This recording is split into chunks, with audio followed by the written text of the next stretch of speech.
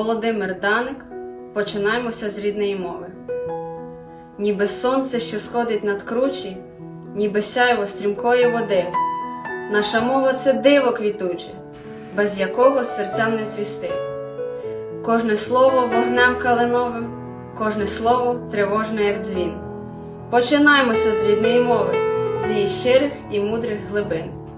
Ніби подих легкий заметілі, що з розквітлої вишні цвіта. Як Дніпрові вируючі хвилі, мова ця співуча й проста. Скільки в долі, і тиші, і бурі, і тривожна, як марево путь. Грона слів, ніби струни бандури, що нам цвітом душі оживуть. Кожне слово вогнем калиновим, кожне слово тривожно, як дзвін. Починаймося з рідної мови, з її щирих і мудрих глибин.